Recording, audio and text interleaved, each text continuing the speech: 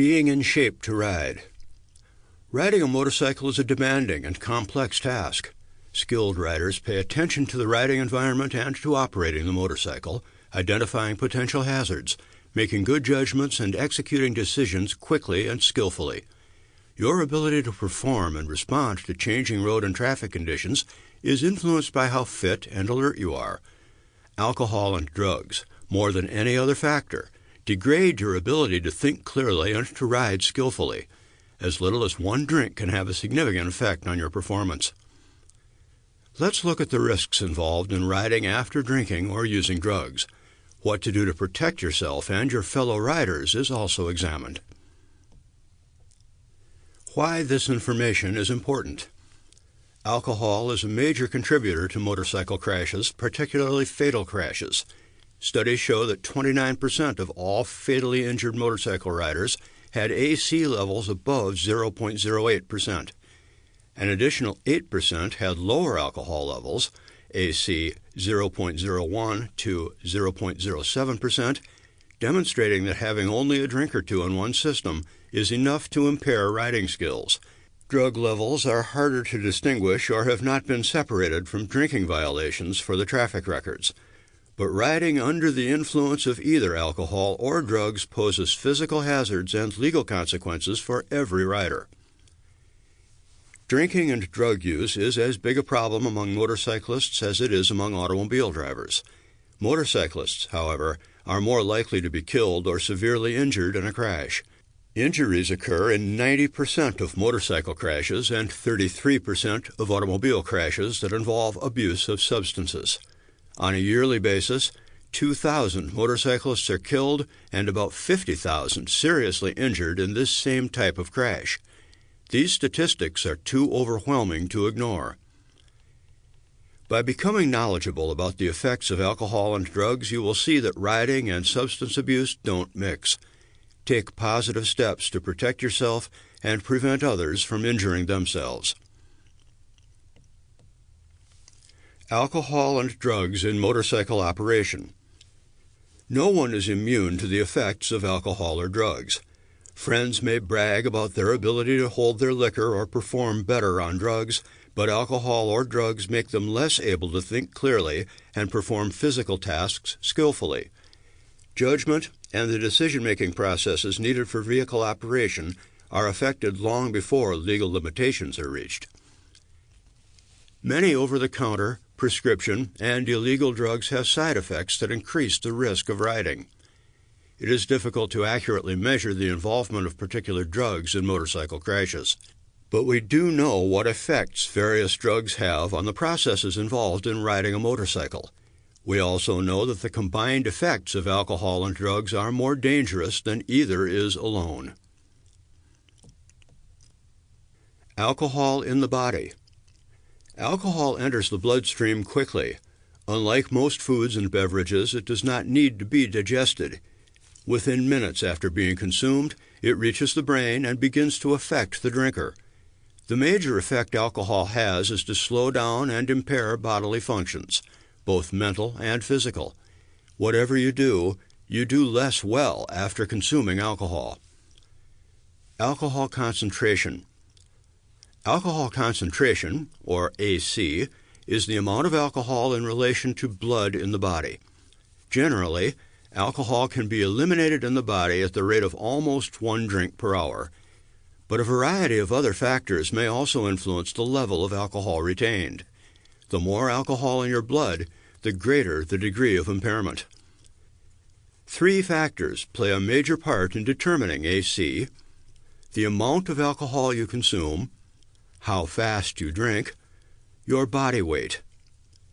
Other factors also contribute to the way alcohol affects your system. Your sex, physical condition, and food intake are just a few that may cause your AC level to be even higher. But the full effects of these are not completely known. Alcohol may still accumulate in your body even if you are drinking at a rate of 1 drink per hour. Abilities and judgment can be affected by that 1 drink. Picture on page 27. Caption reads, Alcohol content. Picture shows that 1 beer equals 1 shot of liquor equals 1 glass of wine. Continuing with the text. A 12-ounce can of beer, a mixed drink with 1 shot, 1.5 ounces, of liquor, and a 5-ounce glass of wine all contain the same amount of alcohol. The faster you drink, the more alcohol accumulates in your body. If you drink 2 drinks in an hour, at the end of that hour, at least 1 drink will remain in your bloodstream. Without taking into account any other factors, these examples illustrate why time is a critical factor when a rider decides to drink. If you drink 7 drinks over the span of 3 hours, you would have at least 4, 7 minus 3 equals 4, drinks remaining in your system at the end of the 3 hours. You would need at least another 4 hours to eliminate the 4 remaining drinks before you consider riding. 4 drinks over the span of 2 hours, you would have at least 2, 4 minus 2 equals 2, drinks remaining in your system at the end of the 2 hours. You would need at least another 2 hours to eliminate the 2 remaining drinks before you consider riding. Alcohol and the law. In all states, an adult with an AC of 0.08% or above is considered intoxicated. For operators under the age of 21, lower AC limits, 0.00 to 0.02%, depending on state, apply. It doesn't matter how sober you may look or act. The breath or urine test is what usually determines whether or not you are riding legally or illegally. Whether or not you are legally intoxicated is not the real issue. Impairment of judgment and skills begins well below the legal limit. Your chances of being stopped for riding under the influence of alcohol are increasing. Law enforcement is being stepped up across the country in response to the senseless deaths and injuries caused by drinking drivers and riders. Implied consent. Upon receiving your license to operate a motor vehicle in North Dakota, you have given your consent to a chemical test to determine the level of alcohol and/or drug content in your blood, breath, urine, or saliva. If you refuse to take the test, your license will be revoked for 180 days to 3 years. Remember, a chemical test can help you. If you are not legally intoxicated, the test will show it. Driving while under the influence. If a chemical test reveals that you have 0.08%, 0.08%, or greater of alcohol in your blood, or 0.02% if under the age of 21, you are considered legally to be under the influence of alcohol. The penalties for driving in this dangerous condition are harsh. What will happen to your driving privileges? There are 2 separate penalties involved under the DUI law. One is an administrative license penalty, the other is a court conviction penalty. Your driving privileges may be suspended through either or both processes. If you have an alcohol concentration, AC, of 0.08% or more, or 0.02% or more if you are under age 21, your license will be suspended for 91 days, first offense in 7 years, 180 days, first offense, AC 0.18 or greater in 7 years, 365 days, second offense in 7 years, 2 years, second offense, AC 0.18 or greater in 7 years, 2 years, third and subsequent offense in 7 years, 3 years, third and subsequent offense, AC 0.18 or greater in 7 years. If you refuse to take either a AC test or a roadside preliminary breath test, PBT, your license will be revoked for 180 days to 3 years. There are also harsh penalties for driving while your license is suspended or revoked after an alcohol-related violation, 4 days mandatory minimum jail sentence, and a fine of up to $1,000. The license plates and registration card for your vehicle may be impounded for the length of the suspension or revocation. What happens if you are convicted? If convicted through the court process, in addition to losing your driving privilege, You also face mandatory fines and jail sentences. First conviction, $500 fine.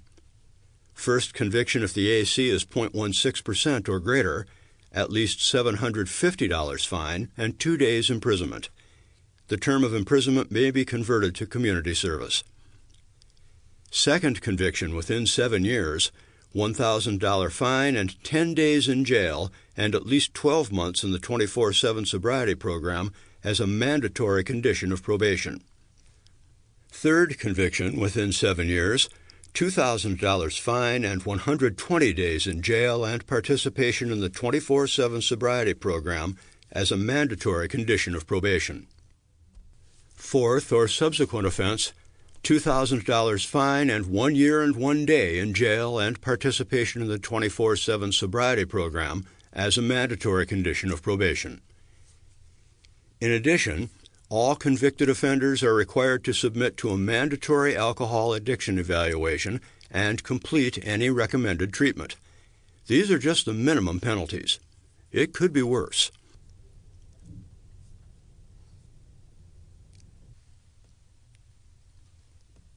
Minimize the risks. Your ability to judge how well you are riding is affected first. Although you may be performing more and more poorly, you think you're doing better and better. The result is that you ride confidently, taking greater and greater risks. Minimize the risks of drinking and riding by taking steps before you drink or choose to totally separate the two. Control your drinking or control your riding. Make an intelligent choice. Don't drink. Once you start, your resistance becomes weaker. Setting a limit or pacing yourself are poor alternatives at best. Your ability to exercise good judgment is one of the first things affected by alcohol. Even if you have tried to drink in moderation, you may not realize to what extent your skills have suffered from alcohol's fatiguing effects. Or don't ride. If you haven't controlled your drinking, you must control your riding. Leave the motorcycle so you won't be tempted to ride. Arrange another way to get home. Wait. If you exceed your limit, wait until your system eliminates the alcohol and its fatiguing effects. Step in to protect friends. People who have had too much to drink are unable to make a responsible decision. It is up to others to step in and keep them from taking too great a risk. No one wants to do this. It's uncomfortable and embarrassing, and you are rarely thanked for your efforts at the time, but the alternatives are often worse. There are several ways to keep friends from hurting themselves. Arrange a safe ride. Provide alternative ways for them to get home. Slow the pace of drinking. Involve them in other activities. Keep them there. Use any excuse to keep them from getting on their motorcycle. Serve them food and coffee to pass the time. Explain your concerns for the risks of getting arrested or hurt or hurting someone else. Take their key, if you can, and secure their bike. Get friends involved. Use peer pressure from a group of friends to intervene. It helps to enlist support from others when you decide to step in.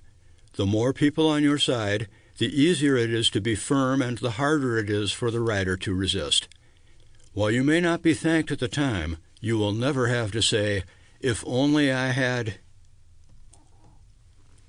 Marijuana and motorcycle operation.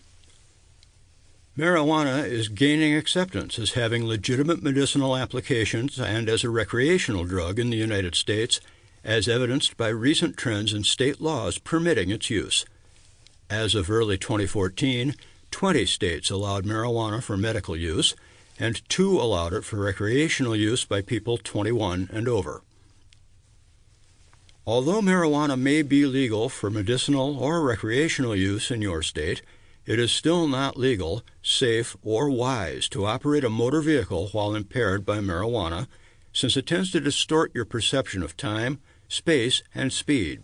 This is especially critical for motorcycle riders who must continually make detailed assessments of complex traffic situations and make split-second decisions requiring precise rider input to navigate safely and maintain an adequate safety margin. States are beginning to set marijuana impairment limits based on blood content levels of marijuana's primary psychoactive ingredient, THC. However, compared to alcohol and AC level, it is difficult to determine the relationship between the amount of marijuana ingested and the resulting THC level in the blood. Complicating factors include marijuana's potency, which is highly variable, and ingestion method, which has significant bearing on the onset and duration of impairment. When marijuana is smoked, its effects generally begin within a few minutes and can last from 2 to 4 hours. But when marijuana is eaten, the onset of effects could be delayed for more than an hour, and the duration of the high could be more than 6 hours. Be safe. Do not operate your motorcycle or any motor vehicle if you are impaired by marijuana, and find alternate transportation if you are planning to be under the influence of marijuana at your destination. Just as with alcohol, riders impaired by marijuana can be convicted of riding under the influence and be subjected to similar harsh penalties. Fatigue. Riding a motorcycle is more tiring than driving a car. On a long trip, you'll tire sooner than you would in a car. Avoid riding when tired. Fatigue can affect your control of the motorcycle. Protect yourself from the elements. Wind, cold, and rain make you tire quickly. Dress warmly. A windshield is worth its cost if you plan to ride long distances. Limit your distance. Experienced riders seldom try to ride more than about 6 hours a day. Take frequent rest breaks. Stop and get off the motorcycle at least every 2 hours. Don't drink or use drugs. Artificial stimulants often result in extreme fatigue or depression when they start to wear off. Riders are unable to concentrate on the task at hand. Box material on page 30, Test Yourself 14. If you wait 1 hour per drink for the alcohol to be eliminated from your body before riding, A. You cannot be arrested for drinking and riding. B. Your riding skills will not be affected. C. Side effects from the drinking may still remain. D. You will be okay as long as you ride slowly. Answer: C. Side effects from the drinking may still remain.